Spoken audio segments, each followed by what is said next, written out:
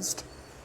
ನಿಮ್ಮಲ್ಲಿ ಪ್ರತಿಯೊಬ್ಬರನ್ನು ನಾನು ನಮ್ಮ ಕರ್ತನೂ ರಕ್ಷಕನೂ ಆದಂತಹ ಯೇಸು ಕ್ರಿಸ್ತನ ಅಮೂಲ್ಯ ನಾಮದಲ್ಲಿ ನಾನು ನಿಮಗೆಲ್ಲರಿಗೂ ವಂದನೆಗಳನ್ನು ಕೋರುವವನಾಗಿದ್ದೇನೆ. This morning I am so glad to be here to share some thoughts from the word of God. ಇಂದು ಬೆಳಗ್ಗೆ ನಿಮ್ಮೊಂದಿಗೆ ದೇವರ ವಾಕ್ಯವನ್ನು ಹಂಚಿಕೊಳ್ಳುವುದರಲ್ಲಿ ನಾನು ಬಹಳಷ್ಟು ಉತ್ಸುಕನಾಗಿದ್ದೇನೆ. Today I am so happy because Benson is translating for me so that I can speak in between Malayalam also. ಸಹೋದರ Benson ಅವರು translate ಮಾಡ್ತಾ ಇರೋದ್ರಿಂದ ನಾನು ಮಧ್ಯದಲ್ಲಿ ಮಲಯಾಳಂ ಕೂಡ ಉಪಯೋಗಿಸಬಹುದು.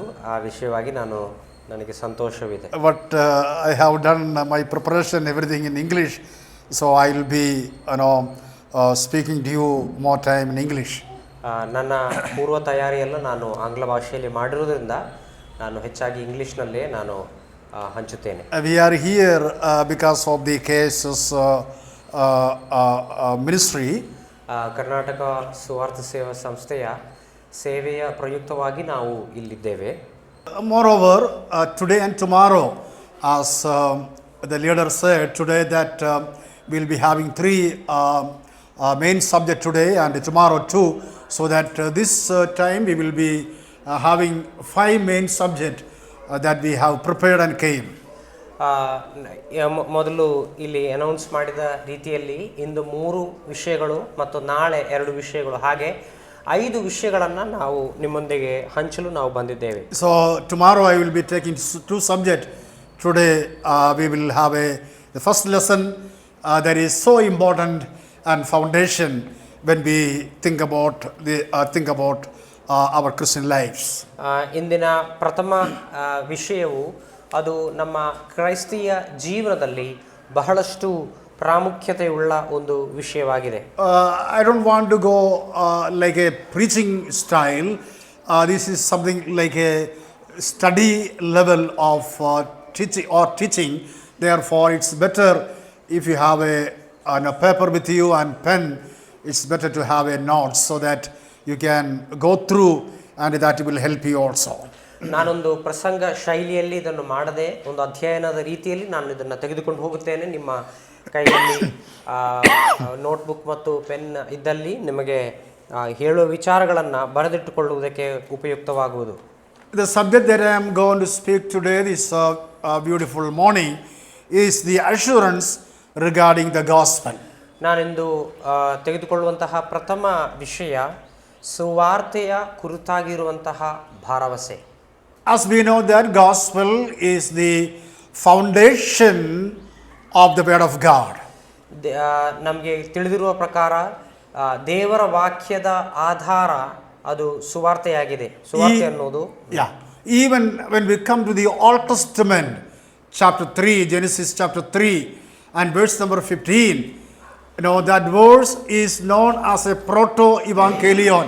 That is the first gospel which was given by God in the Old Testament. ಆದಿಕಾಂಡ 3ನೇ ಅಧ್ಯಾಯದ 15ನೇ ವಚನದಲ್ಲಿ ಸುವಾರ್ತೆ ಪ್ರಥಮವಾಗಿ ದೇವರಿಂದ ಸಾರಲ್ಪಟ್ಟಿತು. ಅದಕ್ಕೆ ಪ್ರೋಟೋ ಇವಾಂಗಲಿಯಾನ್ ಅಂತ ಹೇಳುತ್ತಾರೆ. ಅಂದರೆ ಪ್ರಪ್ರಥಮ ಬಾರಿಗೆ ದೇವರ ವಾಕ್ಯದಲ್ಲಿ ಸುವಾರ್ತೆ ಸಾರಲ್ಪಟ್ಟದ್ದು ದೇವರಿಂದ. ಅದು ಆದಿಕಾಂಡ 3ನೇ ಅಧ್ಯಾಯ 15ನೇ ವಚನದಲ್ಲಿ. And that was the promise of God, and there we could see that the seed of the woman will come. So seed of the woman is the natural or the content of the gospel. ಅಲ್ಲಿ ನಾವು ನೋಡುವಂಥದ್ದು ದೇವರು ಹೇಳಿದಂತಹ ಒಂದು ವಾಗ್ದಾನ, ಈಕೆಯ ಸಂತಾನವು ಅಂದರೆ ಸ್ತ್ರೀಯ ಸಂತಾನವು ಬರಲಿದೆ. ಸ್ತ್ರೀಯ ಸಂತಾನವೆಂಬಂತಹ ಆ ವ್ಯಕ್ತಿಯೇ ಸುವಾರ್ತೆಯಾಗಿದ್ದಾನೆ, ಸುವಾರ್ತೆಯ ಪ್ರಥಮ ವಿಚಾರವಾಗಿದ್ದಾನೆ. That is the reason I said gospel is the foundation of the word of God.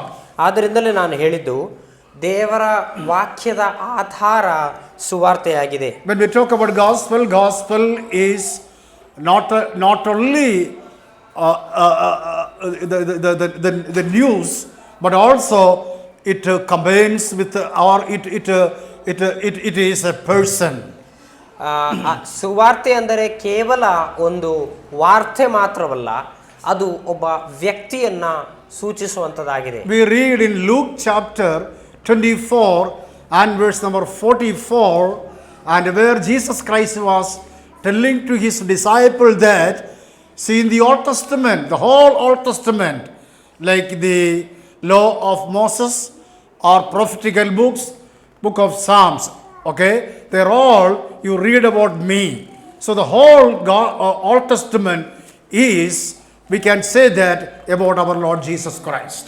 ಲೂಕನು ಬರೆದ ಸುವಾರ್ತೆ 24ನೇ ಅಧ್ಯಾಯದ 44ನೇ ವಚನದಲ್ಲಿ ಯೇಸು ಸ್ವಾಮಿ ಅವರಿಗೆ ಹೇಳಿರುವಂಥದ್ದು, ನನ್ನ ವಿಷಯವಾಗಿ ಮೋಶೆಯ ಧರ್ಮಶಾಸ್ತ್ರದಲ್ಲಿಯೂ ಪ್ರವಾದಿಗಳ ಗ್ರಂಥಗಳಲ್ಲಿಯೂ ಕೀರ್ತನೆಗಳಲ್ಲಿಯೂ ಬಾರದಿರುವುದೆಲ್ಲ ನೆರವೇರೋದು. ಅಂದರೆ ಹಳೆಯ ಒಡಂಬಡಿಕೆಯ ಪೂರ ಇರುವಂಥದ್ದು ನನ್ನ ವಿಷಯವಾಗಿ, ಅಂದರೆ ಯೇಸು ಸ್ವಾಮಿಯ ಸುವಾರ್ತೆಯ ವಿಷಯವೇ ಹಳೆಯ ಒಡಂಬಡಿಕೆಯಲ್ಲಿಯೂ ಇದೆ. And again, when we come to the New Testament, we read about 4 kinds of gospel in the New Testament. ನಾವು ಹೊಸ ಒಡಂಬಡಿಕೆಗೆ ಬರುವಾಗ ಸುವಾರ್ತೆಯ 4 ವಿವಿಧ ಅಂಶಗಳನ್ನು ನಾವು ನೋಡುತ್ತೇವೆ. I am not talking about the Gospels which was written by Matthew, Mark, Luke and John. ನಾನು ಮತ್ತಾಯ, ಮಾರ್ಕ, ಲೂಕ, ಯೋಹಾನ ಎಂಬಿವರ 4 ಸುವಾರ್ತೆಗಳ ಕುರಿತಾಗಿ ಹೇಳ್ತಾ ಇಲ್ಲ. But we read about different Gospels that was mentioned in the New Testament. ಆದರೆ ಹೊಸ ಒಡಂಬಡಿಕೆಯಲ್ಲಿ ವಿವಿಧ ಸುವಾರ್ತೆಗಳನ್ನು ನಾವು ನೋಡುತ್ತೇವೆ. ಈ 4 ಪುಸ್ತಕಗಳ ವಿಷಯವಲ್ಲ, ಅಲ್ಲದೆ ಇರುವಂತಹ ವಿವಿಧ ಸುವಾರ್ತೆಗಳನ್ನು ನಾವು ನೋಡುತ್ತೇವೆ. And people are confused today which gospel has to be preached today. ಆದ್ದರಿಂದ ಯಾವ ಸುವಾರ್ತೆಯನ್ನು ಇಂದು ಸಾರಬೇಕು ಅನ್ನುವಂತಹ ಒಂದು ಗೊಂದಲ ವಿಶ್ವಾಸಿಗಳಲ್ಲಿ ಇವೆ. Galatians chapter 1 and verse number 7, there we read about a gospel. There Apostle Paul was telling that another gospel. ಗಲಾತ್ಯದವರಿಗೆ ಬರೆದ ಪತ್ರಿಕೆ 1ನೇ ಅಧ್ಯಾಯದ 7ನೇ ವಚನದಲ್ಲಿ ಪೌಲನು ಬೇರೆ ಸುವಾರ್ತೆಯನ್ನು ಅವರು ಹಿಡಿದಿರುವ ಕುರಿತಾಗಿ ಹೇಳುತ್ತಾನೆ. See, that is the gospel where Apostle Paul was telling to the Galatian believers that there are many people, they share with you another gospel that is not a real gospel of the word of God. ಅಲ್ಲಿ ಅವರು ಅಲ್ಲಿರುವಂತಹ ಕೆಲವು ತಪ್ಪಾದ ಬೋಧಕರು ಅವರು ಬೇರೊಂದು ಸುವಾರ್ತೆಯನ್ನು ಅವರಿಗೆ ಸಾರುತ್ತಿದ್ದಾರೆ, ಅದು ನಿಜವಾದ ಸುವಾರ್ತೆ ಅಲ್ಲ. Even today we could see another gospel is preached in many places where lot of people used to come and hear, but that gospel, the content of the gospel is not exactly from the word of God. That is called the another gospel. ನಾವಿಂದು ಕೂಡ ಈ ರೀತಿಯಾಗಿರುವಂತಹ ಬೇರೆ ಸುವಾರ್ತೆ, ಸತ್ಯವೇದದ ಆಧಾರದಲ್ಲಿ ಇರದಂತಹ ಬೇರೆ ಸುವಾರ್ತೆ ಸಾರಲ್ಪಡುವುದನ್ನು ನೋಡ್ತೇವೆ. ಅಲ್ಲೆಲ್ಲ ಗುಂಪು ಗುಂಪಾಗಿ ಸಾವಿರಾರು ಜನರು ಬಂದು ಸೇರುತ್ತಾರೆ ಅಂತಹ ಸುವಾರ್ತೆ ಕೇಳುವುದಕ್ಕಾಗಿ. ಆದರೆ ಆ ಸುವಾರ್ತೆ ದೇವರ ವಾಕ್ಯಕ್ಕೆ ಅನುಗುಣವಾದದ್ದಲ್ಲ. And prosperity gospel, ಸಮೃದ್ಧಿಯ ಸುವಾರ್ತೆಯನ್ನು ಸಾರುವವರಿದ್ದಾರೆ. and another group of people, they say that you come and there is a miracle and you will be healing. So healing gospels. ನೀವು ಬನ್ನಿರಿ, ನೀವು ವಾಕ್ಯವನ್ನ ಕೇಳಿರಿ, ನೀವು ರೋಗ ಶಾಂತಿಯನ್ನ ಪಡೆದುಕೊಳ್ಳಿರಿ ಅನ್ನುವಂಥ ವಾಗ್ದಾನ ಕೊಡುವಂತಹ ಸುವಾರ್ತಿಕರು ಇದ್ದಾರೆ. ಅದು ರೋಗ ಶಾಂತಿಯ ಸುವಾರ್ತೆ. And deliverance gospel, ಬಿಡುಗಡೆಯ ಸುವಾರ್ತೆ. and it is called in Malayalam, ശാപത്തെ മുറിക്കുക, cutting the curse, something like that. ಯಾರಾದರೂ ನಿಮ್ಮ ಮೇಲೆ ಶಾಪವನ್ನ ಹಾಕಿದರೆ ಆ ಶಾಪವನ್ನ ಜಡಿಯುವಂತ, ಅದನ್ನ ಮುರಿದು ಹಾಕುವಂತಹ ಅಂತ ಪ್ರಸಂಗಗಳು, ಅಂತಹ ಕೂಟಗಳಿವೆ. And another group of people, they always talk about the fire, the fire gospel. Agni is coming from, fire is coming from above. So there's something like that. They used to preach such kind of gospels. ಕೆಲವರು ಅಗ್ನಿಯ ಒಂದು ಕೂಟವನ್ನ ನಡೆಸುತ್ತಾರೆ.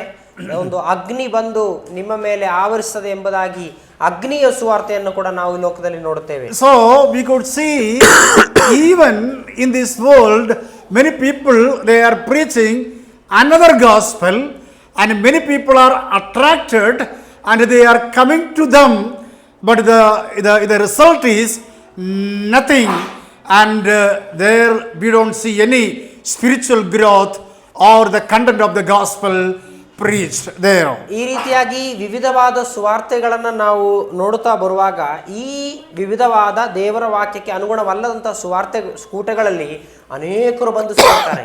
ಆದರೆ ನೈಜವಾದ ಆತ್ಮಿಕ ರೂಪಾಂತರ ಮಾನಸಾಂತರ ಅಲ್ಲಿ ಇಲ್ಲ.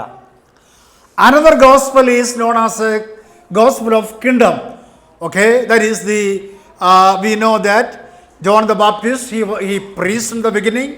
Even Jesus Christ also in the beginning he preached, and that is called the kingdom gospel of kingdom of God. ದೇವರ ವಾಕ್ಯದಲ್ಲಿ ನಾವು ನೋಡುವಂತಹ ಇನ್ನೊಂದು ಸುವಾರ್ತೆ, ಅದು ನಾವು ಸಾರುವ ಸುವಾರ್ತೆ ಅಲ್ಲ, ಇನ್ನೊಂದು ಸುವಾರ್ತೆ ಅದು ರಾಜ್ಯದ ದೇವರ ರಾಜ್ಯದ ಸುವಾರ್ತೆ. ಅದನ್ನು ಪ್ರಥಮವಾಗಿ ಪ್ರಚಾರ ಮಾಡಿದ್ದು ಸ್ನಾನಿಕನಾದ ಯೋಹಾನನು, ನಂತರ ಯೇಸು ಸ್ವಾಮಿ ಕೂಡ ರಾಜ್ಯದ ಸುವಾರ್ತೆಯನ್ನು ಸಾರುತ್ತಾ ತನ್ನ ಸೇವೆಯನ್ನು ಪ್ರಾರಂಭಿಸಿದನು. When we come to Matthew chapter 24 verse number 14, ಮತ್ತಾಯನು ಬರೆದ ಸುವಾರ್ತೆ 24ನೇ ಅಧ್ಯಾಯದ 14ನೇ ವಚನದಲ್ಲಿ, not only that, in different places in the gospel we read about the gospel of the kingdom of God. ಅಲ್ಲಿ ಮಾತ್ರವಲ್ಲ, ವಿವಿಧ ಕಡೆಗಳಲ್ಲಿ ನಾವು ನೋಡುವಂಥದ್ದು ಈ ಒಂದು ಸುವಾರ್ತೆ ಕುರಿತಾಗಿ ನಾವು ನೋಡುತ್ತೇವೆ, ಪರಲೋಕ ರಾಜ್ಯದ ಸುವಾರ್ತೆ. Actually, that is, many people they confused. They think that should be the gospel that we have to preach today. ಅನೇಕರು ಈ ಸುವಾರ್ತೆ ಪುಸ್ತಕಗಳಲ್ಲಿ ಇರುವಂತಹ ಈ ಪರಲೋಕ ರಾಜ್ಯದ ಸುವಾರ್ತೆಯನ್ನು ನೋಡುತ್ತಾ ಇದನ್ನೇ ನಾವು ಇಂದು ಕೂಡ ಪ್ರಚಾರ ಮಾಡಬೇಕು ಅನ್ನುವಂತಹ ಒಂದು ಗೊಂದಲಕ್ಕೆ ಅವರು ಒಳಗಾಗಿದ್ದಾರೆ. Actually, as I told you in the beginning, John the Baptist, he has been preaching about it. In the beginning, Jesus Christ also preached the gospel of the kingdom gospel of the kingdom. But we know that today we are not preaching about the gospel of the kingdom, whereas we are preaching the gospel of grace, and the gospel of the kingdom is going to be preached during the time of the tribulation.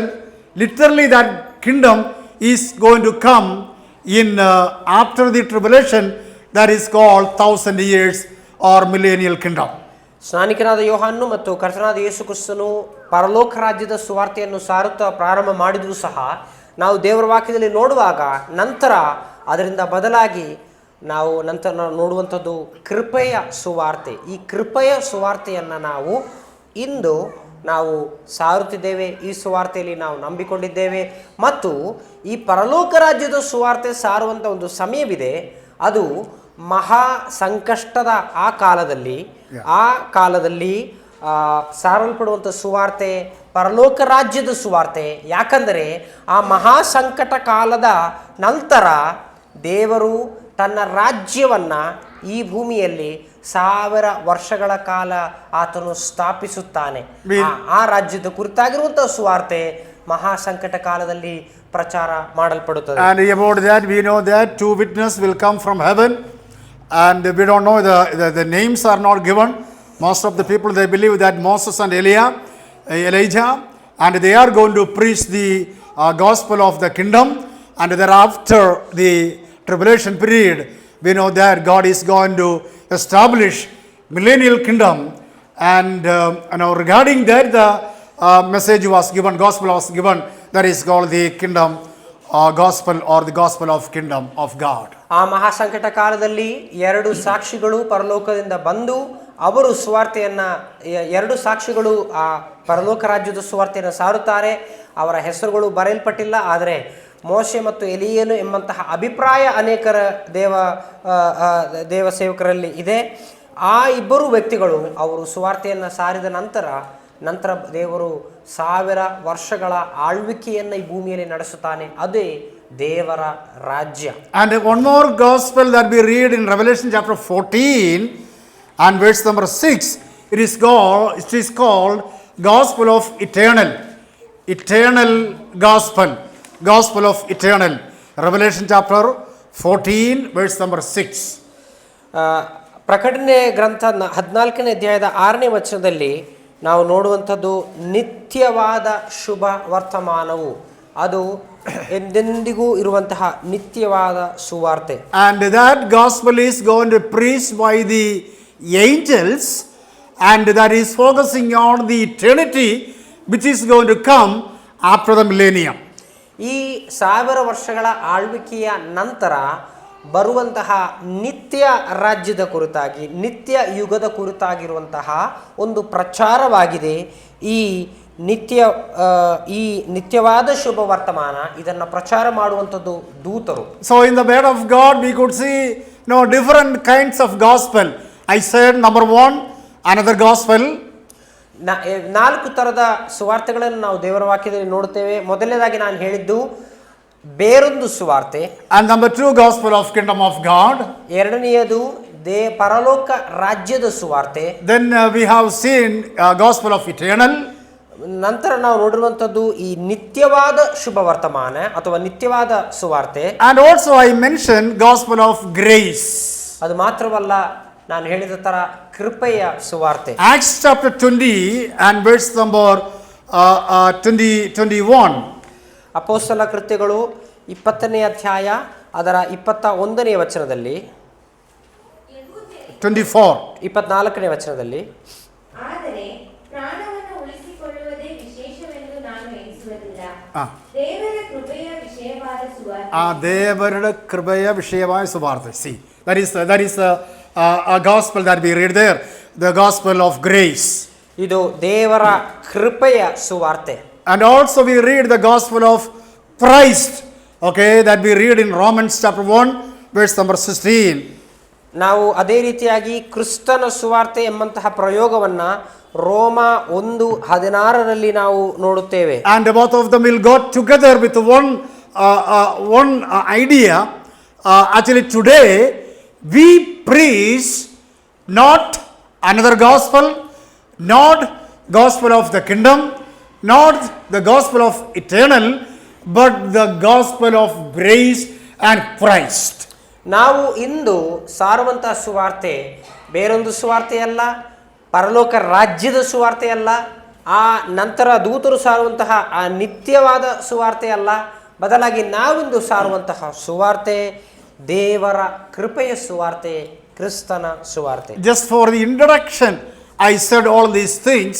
So for our subject, I want you to read a portion from 1 John chapter 5 verses 11 and 12. ನಾನು ಪೀಠಿಕೆಯಾಗಿ ಈ ಮಾತುಗಳನ್ನು ನಾನು ಹೇಳಿದ್ದೇನು. ನಮ್ಮ ವಿಷಯಕ್ಕೆ ನಾವು ಹೋಗೋಣ. 1 ಯೋಹಾನ 5ನೇ ಅಧ್ಯಾಯ 11 ಮತ್ತು 12 ವಾಕ್ಯಗಳನ್ನು ಓದಿಕೊಳ್ಳೋಣ. So please read 1 John chapter 5 verses 11 and 12. ಆ ಸಾಕ್ಷಿ ಯಾವುದೆಂದರೆ, ದೇವರು ನಮಗೆ ನಿತ್ಯ ಜೀವವನ್ನು ಅನುಗ್ರಹಿಸಿದನು, ಆ ಜೀವವು ಆತನ ಮಗನಲ್ಲಿ ಅದೇ ಎಂಬುದೇ. ಯಾವನು ದೇವರ ಮಗನನ್ನು ಅಂಗೀಕರಿಸಿದ್ದಾನೋ ಅವನಿಗೆ ಆ ಜೀವವುಂಟು, ಯಾವನು ದೇವರ ಮಗನನ್ನು ಅಂಗೀಕರಿಸಲಿಲ್ಲವೋ ಅವನಿಗೆ ಆ ಜೀವವಿಲ್ಲ. See, when we read this passage, ನಾವು ಈ ವಾಕ್ಯ ಭಾಗವನ್ನು ಓದುವಾಗ 4 key truths we could see from here. ಇಲ್ಲಿ 4 ಪ್ರಮುಖ ಸತ್ಯಗಳನ್ನು ನಾವು ನೋಡುತ್ತೇವೆ. Number 1, God gives eternal life. ಮೊದಲನೇದಾಗಿ ದೇವರು ನಿತ್ಯ ಜೀವವನ್ನು ಅನುಗ್ರಹಿಸಿದ್ದಾನೆ. Number 2, eternal life is found only in Jesus Christ. ಎರಡನೆಯದಾಗಿ ಆ ನಿತ್ಯ ಜೀವವು ಆತನ ಮಗನಾದಂಥ ಯೇಸು ಕ್ರಿಸ್ತನಲ್ಲಿ ಮಾತ್ರ ಇದೆ. Number 3, whosoever has Christ has eternal life. ಮೂರನೇದಾಗಿ ಯಾರ್ಯಾರು ಆ ದೇವರ ಮಗನಾದ ಕ್ರಿಸ್ತನನ್ನು ಅಂಗೀಕರಿಸಿದ್ದಾರೋ ಅವರಿಗೆ ಆ ನಿತ್ಯ ಜೀವ ಉಂಟು. And number 4, the fourth truth that we could see, whosoever reject Christ remains without eternal life. ನಾಲ್ಕನೇದಾಗಿ ಯಾರ್ಯಾರು ಈ ಕ್ರಿಸ್ತನನ್ನ ನಿರಾಕರಿಸುತ್ತಾರೋ ಅವರಿಗೆ ನಿತ್ಯ ಜೀವವಿಲ್ಲ.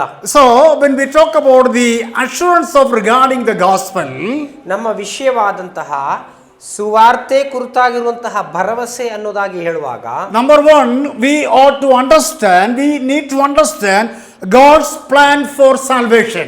ದೇವರಿಗೆ ಸುವಾರ್ತೆ ಕುರಿತಾಗಿರುವಂತಹ ಯೋಜನೆ ಏನು ಅನ್ನೋದನ್ನು ನಾವು ತಿಳ್ಕೊಳ್ಳಬೇಕು. And when we understand God's plan for salvation, ದೇವರ ಸುವಾರ್ತೆಯ ಯೋಜನೆ ಅಂತ ನಾವು ನೋಡುವಾಗ the salvation begins with God.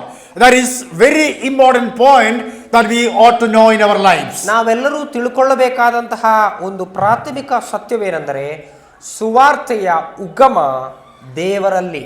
Salvation is not going to come from any other things.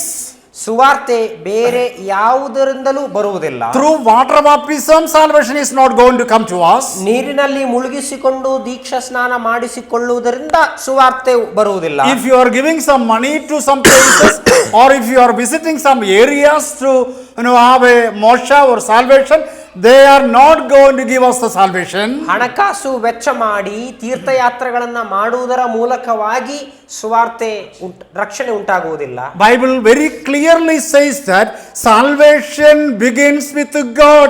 From God the salvation comes to us. ದೇವರ ವಾಕ್ಯ ಬಹಳಷ್ಟು ವ್ಯಕ್ತವಾಗಿ ಹೇಳುವಂಥದ್ದು ರಕ್ಷಣೆಯ ಉಗಮ ದೇವರು, ಅದು ದೇವರಿಂದಲೇ ಹೊರಡುವಂಥದ್ದು. Not only salvation begin with God, ಅದು ದೇವರಿಂದ ಪ್ರಾರಂಭವಾಗುವುದು ಎಂಬುದಾಗಿ ಮಾತ್ರವಲ್ಲ, it is eternal life is God's gift. Eternal life is God's gift. ಆ ರಕ್ಷಣೆಯಲ್ಲಿ ಇರುವಂತಹ ನಿತ್ಯ ಜೀವವು ಅದು ದೇವರ ದಾನವಾಗಿದೆ. As we know that one of the very wonderful words in the Bible that we read in John chapter 3 verse number 16, God so loved the world that he gave his only begotten son, whosoever believes in him should not perish but have everlasting life.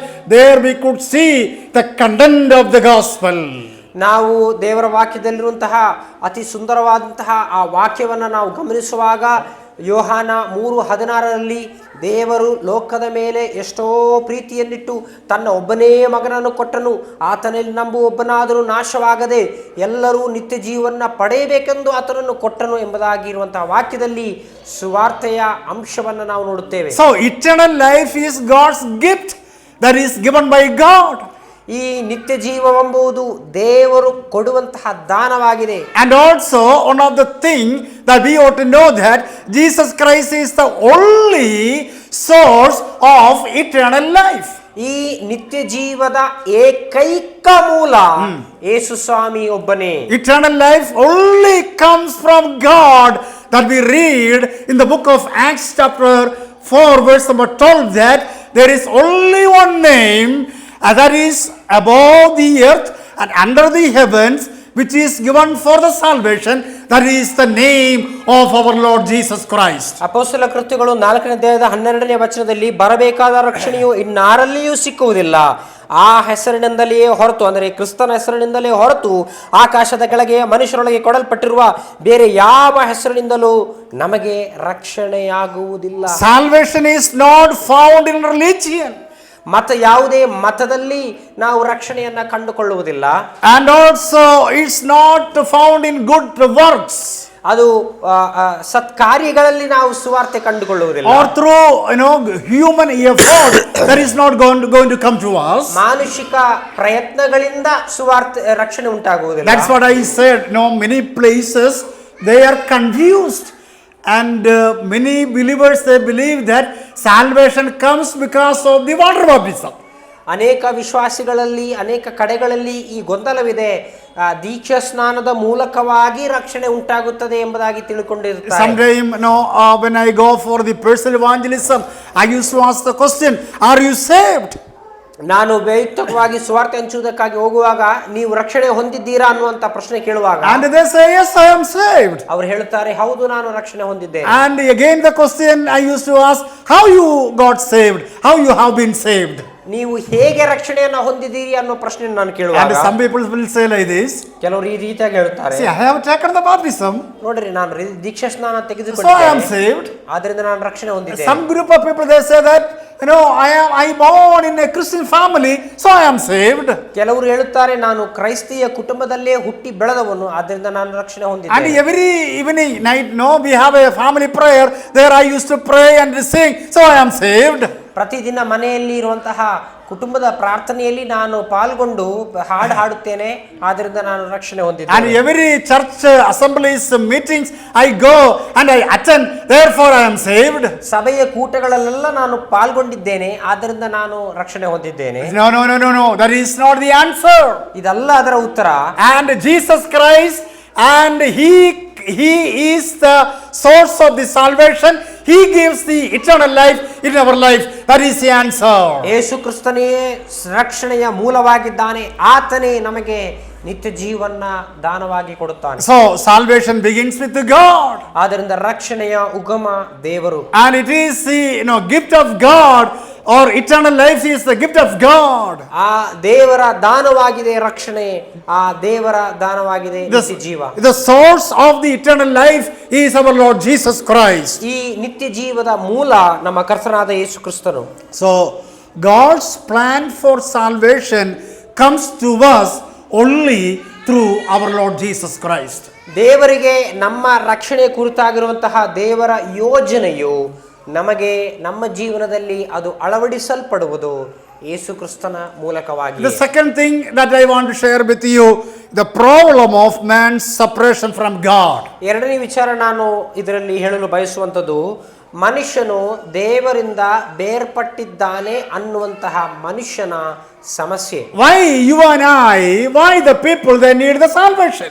ನನಗೂ ನಿಮಗೂ ಎಲ್ಲರಿಗೂ ರಕ್ಷಣೆಯ ಅವಶ್ಯಕತೆ ಏನು? We read in 1 Timothy chapter 2 verse 3 and 4 that the will of God is all have to be saved and come to the knowledge of truth. 1 ತಿಮೋಥೆಯ 2ನೇ ಅಧ್ಯಾಯದ 3ರಿಂದ 5 ವಚನಗಳಲ್ಲಿ ನಾವು ನೋಡುವಂಥದ್ದು ದೇವರ ಬಯಕೆ ಏನೆಂದರೆ ಎಲ್ಲರೂ ರಕ್ಷಣೆಯನ್ನು ಹೊಂದಿ ಸತ್ಯದ ಜ್ಞಾನಕ್ಕೆ ಬರಬೇಕು. All the people have to be saved. ಎಲ್ಲರೂ ರಕ್ಷಣೆಯನ್ನ ಹೊಂದಬೇಕು. That is the will of God, that is the desire of God. ಅದು ದೇವರ ಇಚ್ಛೆ ಮತ್ತು ದೇವರ ಬಯಕೆಯಾಗಿದೆ. Why people they have to come to the salvation? ಯಾಕೆ ಎಲ್ಲರೂ ಸುವಾರ್ತೆಗೆ ರಕ್ಷಣೆಗೆ ಬರಬೇಕು? Bible so clearly says that because there is a problem between you and God, men and God. ಯಾಕೆ ಎಲ್ಲರೂ ರಕ್ಷಣೆಯನ್ನು ಹೊಂದಬೇಕು? ಯಾಕಂದರೆ ದೇವರ ವಾಕ್ಯ ಹೇಳುವಂಥದ್ದು ಮನುಷ್ಯನಿಗೂ ದೇವರಿಗೂ ಮಧ್ಯೆ ಒಂದು ಬಿಕ್ಕಟ್ಟು ಇದೆ, ಒಂದು ಸಮಸ್ಯೆ ಇದೆ. The problem of man's separation from God. ಆ ಸಮಸ್ಯೆ ಏನೆಂದರೆ ಮನುಷ್ಯನು ದೇವರಿಂದ ಎಂದೆಂದಿಗೂ ಬೇರ್ಪಟ್ಟಿದ್ದಾನೆ. Book of Romans chapter 3 verse number 23, there we read that for all have sinned and fall short of the glory of God. ರೋಮಾಪುರದವರಿಗೆ ಬರೆದ ಪತ್ರಿಕೆ 3ನೇ ಅಧ್ಯಾಯದ 23ನೇ ವಚನದಲ್ಲಿ ನಾವು ನೋಡುವಂಥದ್ದು ಎಲ್ಲರೂ ಪಾಪ ಮಾಡಿ ದೇವರ ಮಹಿಮೆಯನ್ನು ಹೊಂದಲೊಲ್ಲದೆ ಹೋಗಿದ್ದಾರೆ. All are sinners. ಎಲ್ಲರೂ ಪಾಪ ಮಾಡಿದ್ದಾರೆ. And we cannot say that some group of people are sinners. ನಾವು ಕೆಲವೊಂದು ಗುಂಪು ಜನರು ಮಾತ್ರ ಪಾಪಿಗಳಾಗಿ ಹೇಳಲು ಸಾಧ್ಯವಿಲ್ಲ. And some people they say, no, I am not doing anything, I am not sinning anything, but these people they do lot and I am not sinner. People used to say like that. ಕೆಲವರು ಹೇಳುತ್ತಾರೆ ನಾನು ಪಾಪಿ ಅಲ್ಲ, ಯಾಕೆಂದ್ರೆ ನಾನು ತಪ್ಪೇನು ಮಾಡ್ತಾ ಇಲ್ಲ, ಅವನು ಮಾಡುತ್ತಿದ್ದಾನೆ ಇವನು ಮಾಡುತ್ತಿದ್ದಾನೆ. When we think about the sin, what is the meaning of sin? ಪಾಪ ಅನ್ನುವಂತಹ ಮಾತಿನ ಪದದ ಅರ್ಥವೇನೆಂಬುದಾಗಿ ನೋಡುವಾಗ Just I want to point out 3 points that will make us so clear that what is sin. ಪಾಪವೆಂದರೆ ಏನು ಅನ್ನೋದಕ್ಕೆ ಮೂರು ಅರ್ಥಗಳನ್ನು ನಾನು ಹೇಳುತ್ತೇನೆ. Actually the word hamartia is the Greek word which is used for the sin. ಈ ಪಾಪ ಅನ್ನೋದಕ್ಕೆ Greek ಭಾಷೆಯಲ್ಲಿ ಹಮಾರ್ತಿಯ ಅನ್ನುವಂತಹ ಪದ ಬಳಸಲ್ಪಟ್ಟಿದೆ. And meaning of sin, number 1, missing God's standard. ಮೊದಲನೇದಾಗಿ ದೇವರ ಆ ಒಂದು ಗುಣಮಟ್ಟವನ್ನ ಮೀರಿ ಹೋಗುವಂಥದ್ದು ಅಥವಾ ತಪ್ಪಿ ಹೋಗುವಂಥದ್ದು. Hamartia or hamartia means missing the mark. So when we miss God's standard, that is sin. ನಾವು ದೇವರ ಆ ಒಂದು ಮಟ್ಟವನ್ನ ನಾವು ತಲುಪದೆ ಹೋಗುವಾಗ, ತಪ್ಪಿ ಹೋಗುವಾಗ ಅದು ಪಾಪವಾಗಿದೆ. We know that God is holy. ದೇವರು ಪವಿತ್ರನು.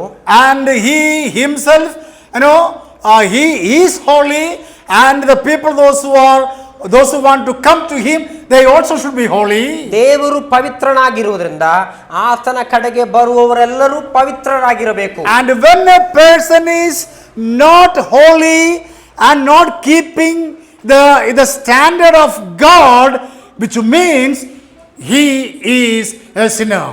ಒಬ್ಬ ವ್ಯಕ್ತಿಯು ಅಪವಿತ್ರನಾಗಿ ದೇವರ ಮಟ್ಟವನ್ನ ಕಾಯ್ದುಕೊಳ್ಳದೆ ಹೋಗುವಾಗ ಆತನು ಪಾಪಿಯಾಗಿರುತ್ತಾನೆ. So number 1, missing God's standard.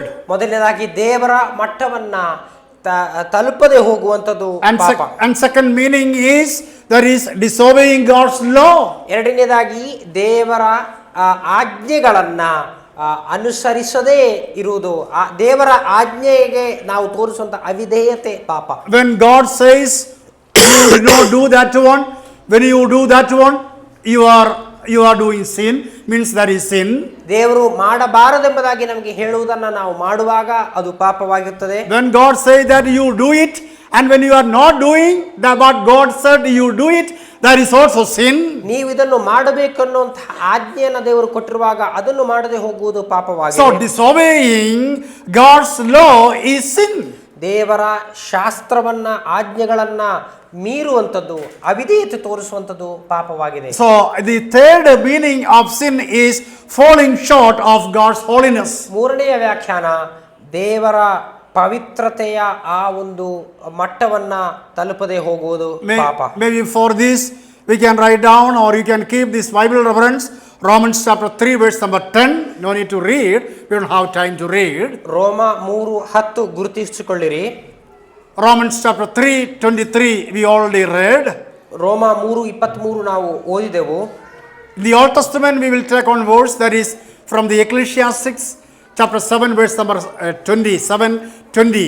ಹಳೆಯ ಒಡಂಬಡಿಕೆಯಲ್ಲಿ ಪ್ರಸಂಗಿಯ ಪುಸ್ತಕ 7ನೇ ಅಧ್ಯಾಯ ಅದರ 20ನೇ ವಾಕ್ಯವೊಮ್ಮೆ ತೆಗೆದುಕೊಳ್ಳೋಣ. So these are the 3 Bible. There are many, but just for our study's sake, these 3 Bible references are very important to understand what is the meaning of sin. ಈ ಪಾಪ ಅನ್ನುವ ವಿಷಯದ ಕುರಿತಾಗಿರುವಂತಹ ಅದರ ಅರ್ಥವನ್ನು ತಿಳಿದುಕೊಳ್ಳುವುದಕ್ಕೆ ಈ 3 ವಾಕ್ಯಗಳು ಸಾಕು. ನಾವು ಅನೇಕ ವಾಕ್ಯಗಳು ದೇವರ ವಾಕ್ಯದಲ್ಲಿ ಇದೆ, ಆದರೆ ನಾವು ಈ 3 ವಾಕ್ಯಗಳಿಂದ ನಾವು ಅದರ ಅರ್ಥವನ್ನು ತಿಳ್ಕೊಳ್ಳಬಹುದು. So all people are sinners.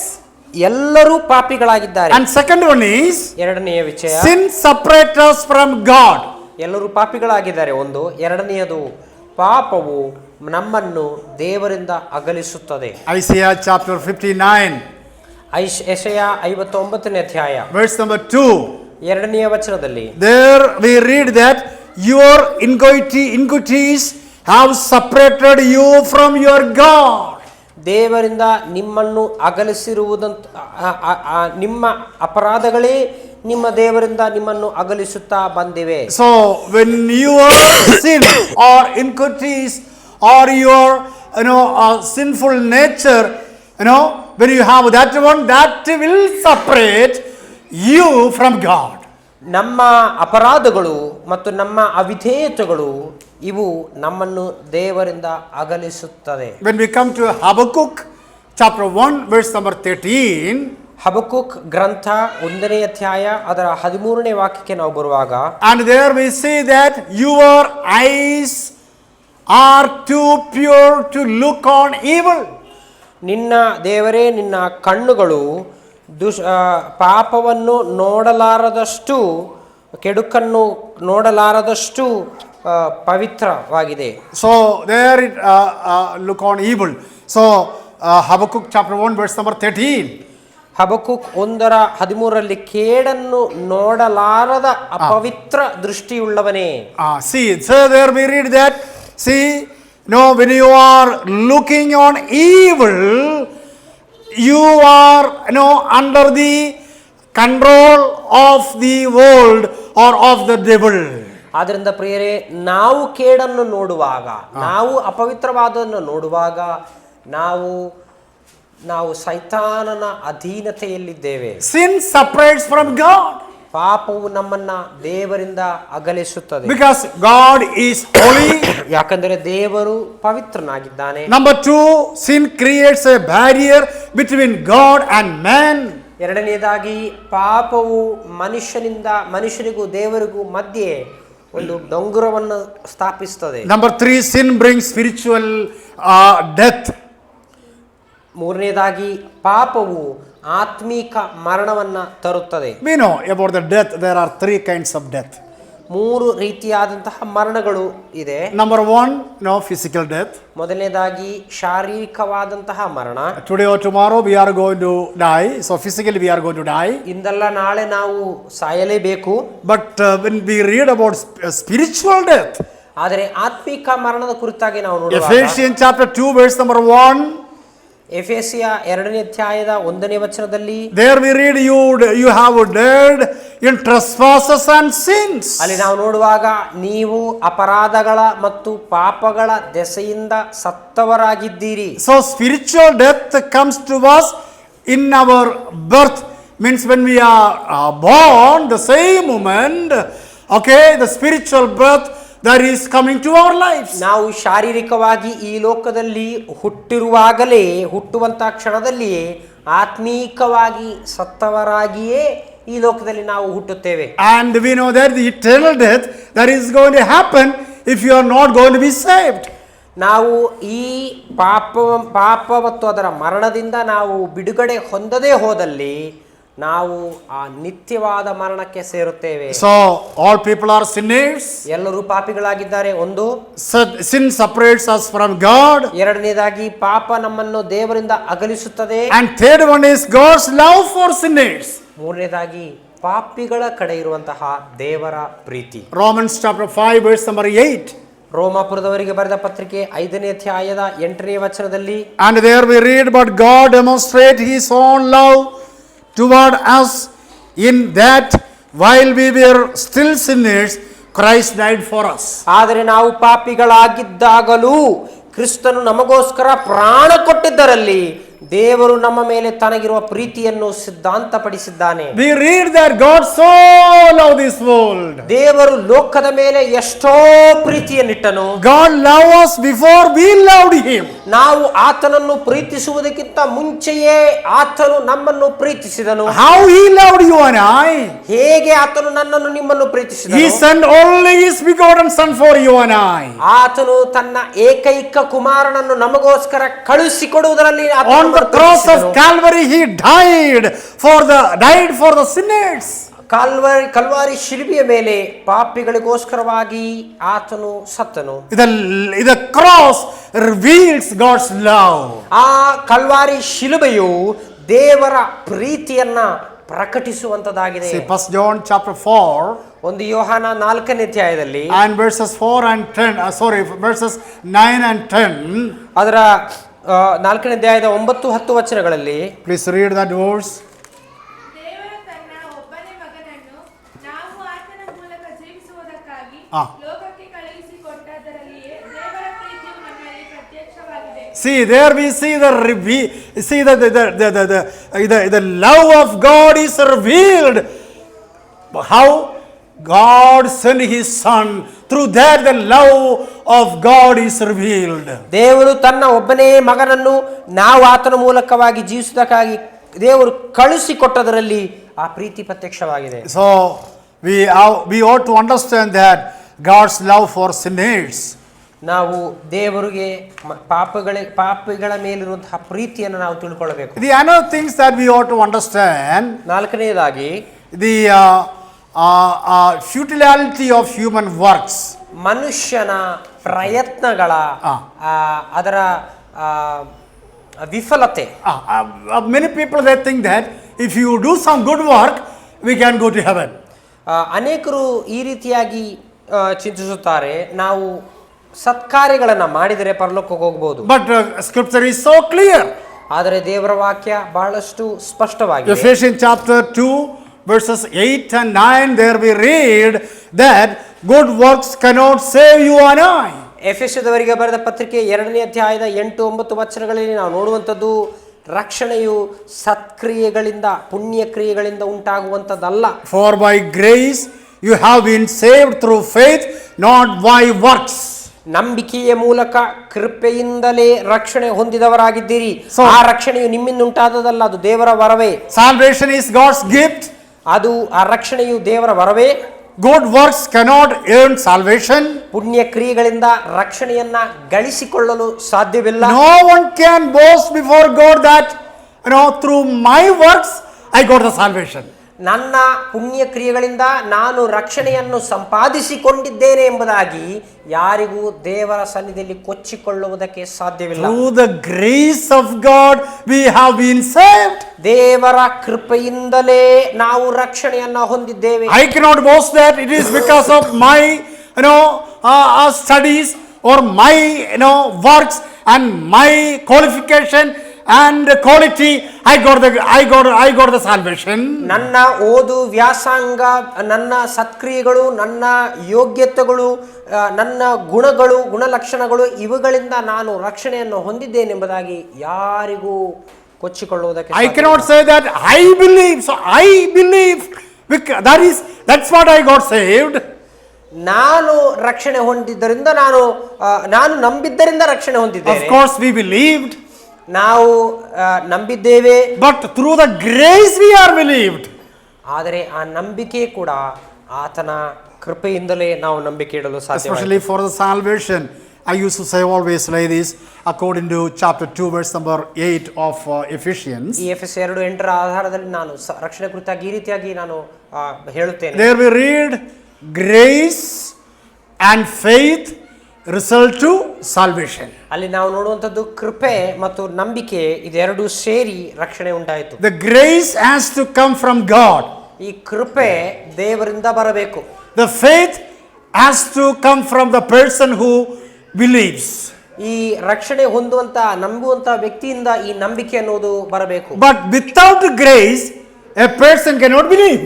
ಆದರೆ ಆ ದೇವರಿಂದ ಕೃಪೆ ಬರದೆ ಹೊರತು ಒಬ್ಬನಿಗೆ ನಂಬಲಿಕ್ಕೆ ಸಾಧ್ಯವಿಲ್ಲ. If someone believes and if there is no grace of God or the work of the Holy Spirit is not there, that belief is nothing. ಒಬ್ಬನು ನಂಬಿದ್ದಾನೆ ಎಂಬುದಾಗಿ ಹೇಳುತ್ತಾ ಅವನಲ್ಲಿ ದೇವರ ಕೃಪೆಯ ಕ್ರಿಯೆ, ಪವಿತ್ರಾತ್ಮನ ಕ್ರಿಯೆ ಆತನಲ್ಲಿ ಇಲ್ಲದೆ ಹೋದಲ್ಲಿ ಆ ನಂಬಿಕೆ ನೈಜವಾದದ್ದಲ್ಲ.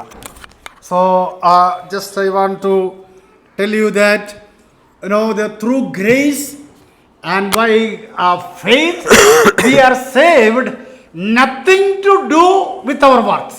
ಆದ್ದರಿಂದ ನಾವು ನಂಬಿಕೆಯ ಮೂಲಕವಾಗಿ ಕೃಪೆಯಿಂದಲೇ ರಕ್ಷಣೆ ಹೊಂದಿದ್ದೇವೆ. ಇದು ನಮ್ಮ ಕ್ರಿಯೆಗಳಿಗೂ ಇದಕ್ಕೂ ಸಂಬಂಧವಿಲ್ಲ. So good works cannot save you and I. ಆದ್ದರಿಂದ ಸತ್ಕ್ರಿಯೆಗಳು ನಮ್ಮನ್ನ ರಕ್ಷಿಸುವುದಿಲ್ಲ. Religious activities cannot save you and I.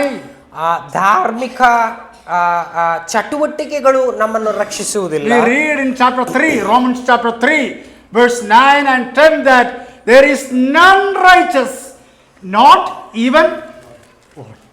ನಾವು ರೋಮ 3:10 ನಾವು ನೋಡುವಂಥದ್ದು ನೀತಿವಂತನು ಒಬ್ಬನಾದರೂ ಇಲ್ಲ, ಒಬ್ಬನೂ ಇಲ್ಲ, ಯಾರೂ ಇಲ್ಲ. Morality cannot save. ಧಾರ್ಮಿಕತೆ ನಮ್ಮನ್ನ ರಕ್ಷಿಸುವುದಿಲ್ಲ. Religion cannot save. ಮತಗಳು ನಮ್ಮನ್ನು ರಕ್ಷಿಸುವುದಿಲ್ಲ. Human effort cannot save. ಮಾನುಷಿಕ ಪ್ರಯತ್ನಗಳು ನಮ್ಮನ್ನು ರಕ್ಷಿಸುವುದಿಲ್ಲ. Which means the religions cannot save you and I. ಅದರ ಅರ್ಥ ಮತಗಳು ನಮ್ಮನ್ನು ರಕ್ಷಿಸುವುದಿಲ್ಲ. But when we come to Romans chapter 4 verse number 3, ರೋಮಾಪುರದವರಿಗೆ ಬರೆದ ಪತ್ರಿಕೆ 4ನೇ ಅಧ್ಯಾಯದ 3ನೇ ವಚನದಲ್ಲಿ there we read Abraham believed God and it was credited to him as righteousness. ಅಲ್ಲಿ ನಾವು ನೋಡುವಂಥದ್ದು ಅಬ್ರಹಾಮನು ದೇವರನ್ನು ನಂಬಿದನು, ಆ ನಂಬಿಕೆ ಅವನ ಲೆಕ್ಕಕ್ಕೆ ನೀತಿ ಎಂದು ಎಣಿಸಲ್ಪಟ್ಟಿತು. Abraham was not saved by works. ಕ್ರಿಯೆಗಳಿಂದ ಅಬ್ರಹಾಮನು ರಕ್ಷಣೆ ಹೊಂದಿಲ್ಲ. He was declared righteous through faith. ಆತನು ನಂಬಿಕೆಯ ಮೂಲಕವಾಗಿ ನೀತಿವಂತನೆಂಬಾಗಿ ಆತನು ನಿರ್ಣಯಿಸಲ್ಪಟ್ಟನು. Faith has always been God's way of salvation. ದೇವರ ರಕ್ಷಣೆಯ ಯೋಜನೆ ಯಾವತ್ತು ಹಳೆ ಒಡಂಬಡಿಕೆಯಲ್ಲೂ ಸಹ ನಂಬಿಕೆಯ ಆಧಾರದಲ್ಲಿಯೇ ಇತ್ತು. So the faith is very very important and that has to come from you and I, but with that the grace of God has to come together will make, is equal to salvation. ಆದ್ದರಿಂದ ನಂಬಿಕೆಯೇ ರಕ್ಷಣೆಗೆ ಆಧಾರವಾಗಿದೆ. ಆ ನಂಬಿಕೆ ಮನುಷ್ಯನಿಂದ ಬರಬೇಕು, ಆದರೆ ಆ ನಂಬಿಕೆಯೊಂದಿಗೆ ದೇವರ ಕೃಪೆಯ ಕ್ರಿಯೆ ನಡೆದರೆ ಮಾತ್ರ ರಕ್ಷಣೆ ಉಂಟಾಗ್ತದೆ. What is the problem? ಸಮಸ್ಯೆ ಏನು? The problem is sin. ಸಮಸ್ಯೆ ಪಾಪವಾಗಿದೆ. And if you are in sin, you cannot be saved. ಪಾಪದಲ್ಲಿದ್ದಲ್ಲಿ ನೀವು ರಕ್ಷಣೆ ಹೊಂದಲು ಸಾಧ್ಯವಿಲ್ಲ. And therefore God sent his only begotten son. ಆದ್ದರಿಂದ ದೇವರು ತನ್ನ ಏಕೈಕ ಕುಮಾರನನ್ನು ಕಳಿಸಿಕೊಟ್ಟನು. There is a solution, God's solution for man's problem. ಮನುಷ್ಯನ ಈ ಅತಿ ದೊಡ್ಡ ಸಮಸ್ಯೆಗೆ ಇರುವಂತಹ ದೇವರ ಪರಿಹಾರ ಅದು ಯೇಸು ಸ್ವಾಮಿ. And what was the solution that God made it? ದೇವರು ಮಾಡಿದಂತಹ ಪರಿಹಾರವೇನು? It was not through the human efforts. ಮಾನುಷಿಕ ಪ್ರಯತ್ನಗಳಿಂದಲ್ಲ. It was not through some of the philosophies of this world. ಈ ಲೋಕದ ತತ್ವ ಚಿಂತನೆಯಿಂದಲ್ಲ. Or it is not through some good works that you do, then you can be saved. ನೀವು ಕೆಲವು ಒಳ್ಳೆ ಪುಣ್ಯಕ್ರಿಯೆಗಳನ್ನು ಮಾಡಿರಿ ರಕ್ಷಣೆಯನ್ನು The ಹೊಂದುತ್ತೀರಿ. solution has been made by God that He sent His only begotten Son to this earth. ದೇವರು ಮಾಡಿದಂತಹ ಪರಿಹಾರವೇನೆಂದರೆ ದೇವರು ತನ್ನ ಏಕೈಕ ಕುಮಾರನನ್ನ ಈ ಲೋಕಕ್ಕೆ ಕಳುಹಿಸಿಕೊಟ್ಟನು. God sent His Son. ದೇವರು ತನ್ನ ಮಗನನ್ನು ಕಳುಹಿಸಿಕೊಟ್ಟನು. And He died for our sin. ಅವನು ನಮಗೋಸ್ಕರವಾಗಿ ಮರಣ ಹೊಂದಿದನು. Romans chapter 5 verse number 8. ರೋಮ 5:8. ಆದರೆ ನಾವು ಪಾಪಿಗಳಾಗಿದ್ದಾಗಲೂ ಕ್ರಿಸ್ತನು ನಮಗೋಸ್ಕರ ಪ್ರಾಣ ಕೊಟ್ಟದರಲ್ಲಿ ದೇವರು ನಮ್ಮ ಮೇಲೆ ತನಗಿರುವ ಪ್ರೀತಿಯನ್ನು ಸಿದ್ಧಾಂತಪಡಿಸಿದ್ದಾನೆ. See, there we see Jesus is God's provision for sinners. ಯೇಸು ಸ್ವಾಮಿ ಪಾಪಿಗಳಿಗೋಸ್ಕರವಾಗಿ ಅವರ ರಕ್ಷಣೆಗೆ ದೇವರು ಕೊಡುವಂತಹ ದೇವರ ಒದಗಿಸುವಿಕೆಯಾಗಿದ್ದಾನೆ. Why Jesus came? ಯೇಸು ಸ್ವಾಮಿ ಯಾಕೆ ಬಂದನು? He came for death. ಆತನು ಸಾಯುವುದಕ್ಕಾಗಿ, ನಮಗೋಸ್ಕರ ಸಾಯುವುದಕ್ಕಾಗಿ ಬಂದನು. ക്രിസ്തുവേശു പാപികളെ രക്ഷിപ്പാൻ ലോകത്തിൽ വന്നു എന്നുള്ളത് വിശ്വസനീയവും എല്ലാവരും അംഗീകരിപ്പാൻ യോഗ്യമായ വചനം. 1 Timothy chapter 1 verse number 15. 1 ತಿಮೋಥೆಯ 1:15 ವಚನದಲ್ಲಿ ನಾವು ನೋಡುವಂಥದ್ದು ಯೇಸು ಕ್ರಿಸ್ತನು ಕ್ರಿಸ್ತ ಯೇಸು ಪಾಪಿಗಳನ್ನು ರಕ್ಷಿಸುವುದಕ್ಕೋಸ್ಕರ ಈ ಲೋಕಕ್ಕೆ ಬಂದನು ಎಂಬ ವಾಕ್ಯವು ನಂಬತಕ್ಕದಾಗಿಯೂ ಸರ್ವಾಂಗೀಕಾರಕ್ಕೆ ಯೋಗ್ಯವಾದದ್ದು ಅದೇ. God made the solution for sin. ದೇವರು ಪಾಪಕ್ಕೆ ಪರಿಹಾರವನ್ನ ಕೊಟ್ಟನು. And the solution that He has made it through His only begotten Son. ಆ ಪರಿಹಾರವು ದೇವರು ತನ್ನ ಏಕೈಕ ಕುಮಾರನ ಮೂಲಕವಾಗಿ ಕೊಟ್ಟನು. God is God's provision for sin. Jesus Christ is God's provision for sinners. ಪಾಪಿಗಳಿಗೋಸ್ಕರವಾಗಿರುವಂತಹ ದೇವರ ಆ ಒಂದು ದೇವರು ಒದಗಿಸುವಂತಹ ಮಾರ್ಗ ಯೇಸು ಸ್ವಾಮಿಯು ಆಗಿದ್ದಾನೆ. The second point is very important. ಎರಡನೆಯ ವಿಚಾರ ಬಹಳಷ್ಟು ಪ್ರಾಮುಖ್ಯವಾದದ್ದು. God took the initiate in salvation. ಈ ಒಂದು ಸುವಾರ್ತೆಯನ್ನ ರಕ್ಷಣೆಯ ವಿಚಾರವಾಗಿ ಪ್ರಥಮ ಹೆಜ್ಜೆಯನ್ನು ಇಟ್ಟದ್ದು ಯಾರು? It is not you and I. ನಾವು ನೀವಲ್ಲ ಈ ರಕ್ಷಣೆ ಹೊಂದುವುದಕ್ಕಾಗಿ ಪ್ರಥಮ ಹೆಜ್ಜೆ. God takes the initiate. He took the initiates. ದೇವರು ಅದಕ್ಕಿರುವಂತಹ ಆ ಒಂದು ನೇತೃತ್ವವನ್ನು ತೆಗೆದುಕೊಂಡನು. And the third point is so connected to that. ಮೂರನೆಯ ವಿಚಾರ ಅದಕ್ಕೆ ಸಂಬಂಧಪಟ್ಟದ್ದು. The cross is God's answer to sin. ಮನುಷ್ಯನ ಪಾಪಕ್ಕೆ ಇರುವಂತಹ ದೇವರ ಉತ್ತರ ಶಿಲುಬೆ. The cross of Calvary. Cross of our Lord Jesus Christ. ನಮ್ಮ ಕರ್ತನಾದ ಯೇಸು ಕ್ರಿಸ್ತನ ಕಲ್ವಾರಿಯ ಶಿಲುಬೆಯು ಪಾಪಕ್ಕಿರುವಂತಹ ದೇವರ ಉತ್ತರವಾಗಿದೆ. And He so loved the world that He gave His only begotten Son. Whosoever believeth in Him should not perish but have everlasting life. ಆತನಲ್ಲಿ ನಂಬುವ ಒಬ್ಬನಾದರೂ ನಾಶವಾಗದೆ ನಿತ್ಯ ಜೀವವನ್ನು ಪಡೆಯಬೇಕೆಂದು ದೇವರ ಲೋಕದ ಮೇಲೆ ಎಷ್ಟೋ ಪ್ರೀತಿಯನ್ನಿಟ್ಟು ತನ್ನ ಒಬ್ಬನೇ ಮಗನನ್ನು ಕಳಿಸಿಕೊಟ್ಟನು. God sent His Son. ದೇವರು ತನ್ನ ಮಗನನ್ನು ಕಳಿಸಿದನು. Christ lived a sinless life when He was here on this earth. ಈ ಭೂಮಿಯಲ್ಲಿ ಇದ್ದಾಗ ಯೇಸು ಸ್ವಾಮಿ ಆತನು ಪಾಪ ರಹಿತ ಜೀವನವನ್ನು ನಡೆಸಿದನು. We read in 1 Corinthians chapter 5 verse number 21. 2 ಕೊರಿಂಥಿ 5ನೇ ಅಧ್ಯಾಯದ 21ನೇ ವಚನದಲ್ಲಿ ನಾವು ನೋಡುವಂಥದ್ದು, ನಾವು ಆತನಲ್ಲಿ ದೇವರಿಗೆ ಸಮರ್ಪಕವಾದ ನೀತಿ ಸ್ವರೂಪಿಗಳಾಗುವಂತೆ ದೇವರು ಪಾಪ ಜ್ಞಾನವಿಲ್ಲದ ಆತನನ್ನು ನಮಗೋಸ್ಕರವಾಗಿ ಪಾಪ ಸ್ವರೂಪಿಯಾಗ ಮಾಡಿದನು. He knew not sin. ಪಾಪ ಅರಿಯದವನು, ಜ್ಞಾನವಿಲ್ಲದವನು. There is a two teaching when we talk about the Christ and sin. Okay, praise Christ and sin. Christ. Christ and sin. ಕ್ರಿಸ್ತನು ಮತ್ತು ಪಾಪ ಅನ್ನುವಂಥ ವಿಚಾರ ನಾವು ಮಾತಾಡುವಾಗ ಎರಡು ಬೋಧನೆಗಳಲ್ಲಿವೆ. One is called peccability. Peccability means he was able to do sin. Jesus Christ was able to do sin, but he did not do sin. ಮೊದಲನೇದಾಗಿ ಪೆಕ್ಕಬಿಲಿಟಿ ಎಂಬುದಾಗಿ ಆಂಗ್ಲ ಭಾಷೆಯಲ್ಲಿ ಹೇಳುತ್ತಾರೆ. ಅದರ ಅರ್ಥ ಯೇಸು ಸ್ವಾಮಿಗೆ ಪಾಪ ಮಾಡಲು ಸಾಧ್ಯತೆ ಇತ್ತು, ಮಾಡುವಂತಹ ಶಕ್ತಿ ಇತ್ತು, ಸಾಧ್ಯತೆ ಇತ್ತು, ಆದರೆ ಆತನು ಮಾಡಲಿಲ್ಲ. ಅದು ಒಂದು ಬೋಧನೆ. But another one is impeccability. He was not able to do sin. ಎರಡನೇದಾಗಿ ಇಂಪೆಕ್ಕಬಿಲಿಟಿ ಅಂತ ಹೇಳ್ತಾರೆ. ಅಂದರೆ ಆತನಿಗೆ ಪಾಪ ಮಾಡುವಂತಹ ತಾಕತ್ತೇ ಇರಲಿಲ್ಲ, ಪಾಪ ಮಾಡುವ സാധ്യതയേ ഇരലില്ല. അവന് കഴിയുമായിരുന്നു പാപം ചെയ്യുവാൻ, കഴിയുമായിരുന്നു, അവൻ ചെയ്തില്ല. കഴിയത്തില്ല, കാരണം അവൻ ദൈവം. He is holy. ಮೊದಲನೆಯ ಬೋಧನೆ ಆತನಿಗೆ ಪಾಪ ಮಾಡಲು ಸಾಧ್ಯತೆ ಇತ್ತು, ಆದರೆ ಮಾಡಲಿಲ್ಲ. ಎರಡನೆಯ ಬೋಧನೆ ಆತನಿಗೆ ಪಾಪ ಮಾಡುವಂತ ಸಾಧ್ಯತೆಯೇ ಇಲ್ಲ, ಯಾಕೆಂದರೆ ಆತನು ಪವಿತ್ರನಾದಂತ ದೇವರಾಗಿದ್ದಾನೆ. And here we read that he knew no sin. ಇಲ್ಲಿ ನಾವು ನೋಡುವಂಥದ್ದು ಆತನು ಪಾಪ ಜ್ಞಾನವಿಲ್ಲದವನು. Why he knew not sin? ಯಾಕೆ ಆತನು ಪಾಪ ಜ್ಞಾನವಿಲ್ಲದವನು? Jesus was completely holy. ಆತನು ಅತಿ ಪೂರವಾಗಿ ಪವಿತ್ರನಾಗಿದ್ದನು. Moreover, Jesus Christ is oh God. ಅದು ಮಾತ್ರವಲ್ಲದೆ ಆತನು ದೇವರೇ ಆಗಿದ್ದಾನೆ. And he qualified to be our substitute because he cannot do sin. ಆತನಿಗೆ ಪಾಪ ಮಾಡಲು ಸಾಧ್ಯತೆಯೇ ಇರದೇ ಇರುವುದರಿಂದ ಆತನು ನಮಗೆ ಬದಲಾಗಿ, ಆತನು ನಮಗೋಸ್ಕರವಾಗಿ ಆತನು ಸತ್ತನು. Hebrews chapter 4 verse number 15. ಇಬ್ರಿಯ 4ನೇ ಅಧ್ಯಾಯ 15ನೇ ವಚನದಲ್ಲಿ There, the writer is so clearly telling about the character of our Lord Jesus Christ. ಇಲ್ಲಿ ಕರ್ತನಾದ ಯೇಸು ಕ್ರಿಸ್ತನ ಸ್ವಭಾವದ ಕುರಿತಾಗಿ ಇಲ್ಲಿ ಲೇಖಕನು ಬರೆಯುತ್ತಾನೆ.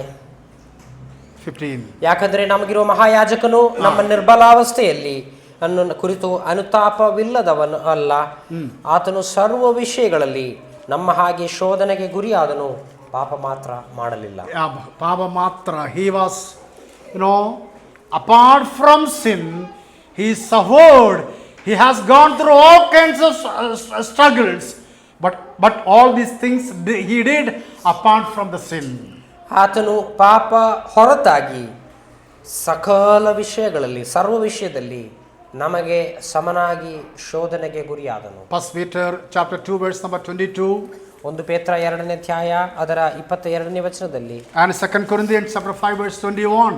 2 ಕೊರಿಂಥ್ಯ 5:21ರಲ್ಲಿ there all we know that he was not able to do sin. ಇದರಿಂದ ನಾವು ತಿಳ್ಕೊಳ್ಳುವಂಥದ್ದು ಆತನು ಯಾವ ಪಾಪವನ್ನು ಮಾಡಲಿಲ್ಲ, ಪಾಪ ಮಾಡುವ ಸಾಧ್ಯತೆ ಆತನಲ್ಲಿ ಇರಲಿಲ್ಲ. God sent his son. ದೇವರು ತನ್ನ ಮಗನನ್ನು ಕಳುಹಿಸಿಕೊಟ್ಟನು. Christ lived as a sinless life. ಯೇಸು ಸ್ವಾಮಿ ಪಾಪ ರಹಿತವಾದಂತಹ ಜೀವನವನ್ನು ನಡೆಸಿದನು. Christ died as our substitute. ನಮಗೆ ಬದಲಾಗಿ ಯೇಸು ಸ್ವಾಮಿ ಆತನು ಸತ್ತನು. Christ rose from the dead. Yesu Swami ಸತ್ತವರಿಂದ ಎಬ್ಬಿಸಲ್ಪಟ್ಟನು. The last point, within 2-3 minutes I will stop. ಕೊನೆಯ ವಿಷಯವನ್ನು ನಾನು 2-3 ನಿಮಿಷಗಳಲ್ಲಿ ಹೇಳಿ ಮುಗಿಸ್ತೇನೆ. The assurance of salvation. ಈ ರಕ್ಷಣೆಯ ಕುರಿತಾಗಿರುವಂತಹ ಸುವಾರ್ತೆ ಕುರಿತಾಗಿರುವಂತಹ ಭರವಸೆ. God has given his gospel to the humanity. ದೇವರು ಸುವಾರ್ತೆಯನ್ನ ಮಾನವ ಕುಲಕ್ಕೆ ಕೊಟ್ಟಿದ್ದಾನೆ. How to receive salvation. ಈ ರಕ್ಷಣೆ ಹೇಗೆ ನಮಗೆ ಗಳಿಸಬಹುದು? John chapter 1:12 says, ಯೋಹಾನ 1:12 ಹೇಳುವಂಥದ್ದು, as many as received him, to them he gave the right to become the children of God. ಯೋಹಾನ 1:12 ನಾವು ನೋಡುವಂಥದ್ದು, ಯಾರು ಆತನನ್ನು ಅಂಗೀಕರಿಸಿದರೋ, ಅಂದರೆ ಆತನ ಹೆಸರಿನಲ್ಲಿ ನಂಬಿಕೆ ಇಟ್ಟರೋ ಅವರಿಗೆ ದೇವರ ಮಕ್ಕಳಾಗುವ ಅಧಿಕಾರ ಕೊಟ್ಟನು. Number 1, we have to receive Jesus Christ. ಮೊದಲನೇದಾಗಿ ನಾವು ಯೇಸು ಕ್ರಿಸ್ತರನ್ನ ಸ್ವೀಕರಿಸಬೇಕು. Salvation is personal. ಈ ರಕ್ಷಣೆಯು ವೈಯಕ್ತಿಕವಾದದ್ದು. And Christ must be received by faith. ಈ ಯೇಸು ಸ್ವಾಮಿಯನ್ನು ನಾವು ರಕ್ಷಣೆಯ ನಂಬಿಕೆಯ ಮೂಲಕವಾಗಿ ನಾವು ಸ್ವೀಕರಿಸಬೇಕು. By faith, believers become God's children. ಆ ನಂಬಿಕೆಯ ಮೂಲಕವಾಗಿ ದೇವರ ಮಕ್ಕಳು ನಾವು ದೇವರ ಮಕ್ಕಳಾಗುತ್ತೇವೆ. So receive. ಸ್ವೀಕರಿಸಿರಿ, ಅಂಗೀಕರಿಸಿರಿ. According to John chapter 3:16, believe. ಯೋಹಾನ 3:16 ಪ್ರಕಾರವಾಗಿ ನಾವು ರಕ್ಷಣೆ ಹೊಂದುವುದಕ್ಕೆ ನಂಬಬೇಕು. Whosoever believes in him, believes. ಆತನಲ್ಲಿ ನಂಬುವ ಯಾವನಾದರೂ ನಾಶವಾಗದೆ. Faith means trusting Christ alone. ಆ ನಂಬಿಕೆ ಅಂದರೆ ಕ್ರಿಸ್ತನೊಬ್ಬನೇ ನನ್ನ ರಕ್ಷಣೆಗೆ ಮಾರ್ಗ ಎಂಬಂತ ನಂಬಿಕೆ. Faith is not merely intellectual beliefs. ಕೇವಲ ನಮ್ಮ ಬುದ್ಧಿ ಸಾಮರ್ಥ್ಯದಲ್ಲಿ ಇರುವಂತಹ ಮಾಹಿತಿ ಅಲ್ಲ ನಂಬಿಕೆ. Faith involves dependence upon Christ. ಆ ನಂಬಿಕೆ ಅಂದರೆ ಆ ಮಾಹಿತಿ ಮಾತ್ರವಲ್ಲ, ಕ್ರಿಸ್ತನನ್ನ ನಾವು ಅವಲಂಬಿಸುವುದು, ಆತನನ್ನು ಆಶ್ರಯಿಸಿಕೊಳ್ಳುವುದು. Receive, ಅಂಗೀಕರಿಸುವುದಂದರೆ believe, ಮೊದಲನೇದಾಗಿ ಅಂಗೀಕರಿಸುವುದು, ಎರಡನೇದಾಗಿ ನಂಬುವುದು, trust Christ alone. ಮೂರನೇದಾಗಿ ಕ್ರಿಸ್ತನಲ್ಲಿ ಆಶ್ರಯಿಸಬೇಕು. Salvation is by grace alone. ಈ ರಕ್ಷಣೆಯು ಕೃಪೆಯಿಂದಲೇ. Salvation is through faith alone. ರಕ್ಷಣೆಯು ನಂಬಿಕೆಯ ಮೂಲಕವಾಗಿಯೇ. Salvation is in Christ alone. ನಂಬಿಕೆಯು ಕ್ರಿಸ್ತನಲ್ಲಿ ಮಾತ್ರವೇ. This is the gospel. ಇದು ಸುವಾರ್ತೆ. This is the assurance of gospel to the humanity. ದೇವರು ಮನುಷ್ಯನಿಗೆ ರಕ್ಷಣೆಯ ಒಂದು ಅಥವಾ ಸುವಾರ್ತೆಯ ಭರವಸೆಯನ್ನು ಕೊಟ್ಟಿದ್ದಾನೆ. This is the content of the gospel. ಇದು ಸುವಾರ್ತೆಯ ಅಂಶವಾಗಿದೆ. The gospel come to us. ಈ ಸುವಾರ್ತೆ ನಮ್ಮ ಕಡೆಗೆ ಬಂತು. It has to work in our lives. ಅದು ನಮ್ಮ ಜೀವನದಲ್ಲಿ ಕ್ರಿಯೆ ಮಾಡಬೇಕು. And it has to, the gospel has to live in our lives. ಈ ಸುವಾರ್ತೆ ನಮ್ಮಲ್ಲಿ ಜೀವಿಸಬೇಕು. And it has to witness to the other people. ಇದು ಇತರರಿಗೆ ಸಾಕ್ಷ್ಯವಾಗಬೇಕು. Let me stop with a question. ಒಂದು ಪ್ರಶ್ನೆಯನ್ನು ಕೇಳಿ ನಾನು ಮುಕ್ತಾಯಗೊಳಿಸುತ್ತೇನೆ. I know that most of you are saved. ನಿಮ್ಮಲ್ಲಿ ಬಹುತೇಕ ಎಲ್ಲರೂ ರಕ್ಷಣೆಯನ್ನು ಹೊಂದಿದ್ದೀರಿ ಅನ್ನೋದನ್ನು ನಾನು If ತಿಳ್ಕೊಂಡಿದ್ದೇನೆ. anybody is not really received this gospel, ನಿಮ್ಮಲ್ಲಿ ಯಾರಾದರೂ ನೈಜವಾಗಿ ಸುವಾರ್ತೆಯನ್ನು ಸ್ವೀಕರಿಸದೇ ಇದ್ದಲ್ಲಿ, let me ask this question. ಈ ಒಂದು ಪ್ರಶ್ನೆಯನ್ನು ನಾನು ನಿಮ್ಮಲ್ಲಿ ಕೇಳಲಿ. Do you have ever received this gospel in your life? ಈ ಒಂದು ಸುವಾರ್ತೆಯನ್ನು ನಿಮ್ಮ ಜೀವನದಲ್ಲಿ ಯಾವಾಗಲಾದರೂ ಸ್ವೀಕರಿಸಿದ್ದೀರಾ? If not, ಇಲ್ಲದೇ ಹೋದಲ್ಲಿ gospel as our Lord, let him come to our hearts. ಯೇಸು ಕ್ರಿಸ್ತನೆಂಬ ಆ ಸುವಾರ್ತೆಯು ನಮ್ಮ ಹೃದಯದೊಳಗೆ ಆಗಮಿಸಲಿ. Receive, ಅಂಗೀಕರಿಸಿರಿ, believe, ನಂಬಿರಿ, trust. ಆಶ್ರಯಿಸಿ. Through that we can be the part of the gospel. ಹಾಗೆ ನಾವು ಆ ರಕ್ಷಣೆಯಲ್ಲಿ ಪಾಲ್ಗೊಳ್ಳಬಹುದು. This is the assurance of the gospel. ಇದು ದೇವರು ಮನುಷ್ಯನಿಗೆ ಕೊಟ್ಟಿರುವಂತಹ ರಕ್ಷಣೆಯ ಸುವಾರ್ತೆಯ ಭರವಸೆ. May God bless all of you and understand it, and let the Lord may help us to know more about it and live for the glory of God. ಎಲ್ಲವನ್ನು ನಾವು ತಿಳಿದುಕೊಳ್ಳುವುದಕ್ಕೂ ದೇವರ ಮಹಿಮೆಗಾಗಿ ನಾವು ಅರ್ಥೈಸಿಕೊಂಡು ಜೀವಿಸುವುದಕ್ಕೂ, ದೇವರನ್ನ ಮಹಿಮೆಗಾಗಿ ಜೀವಿಸುವುದಕ್ಕೆ ದೇವರು ನಮಗೆ ಸಹಾಯ ಮಾಡಲಿ. Thank you. God bless you all. ಧನ್ಯವಾದಗಳು. ದೇವರು ನಿಮ್ಮನ್ನು ಆಶೀರ್ವದಿಸಲಿ. Amen.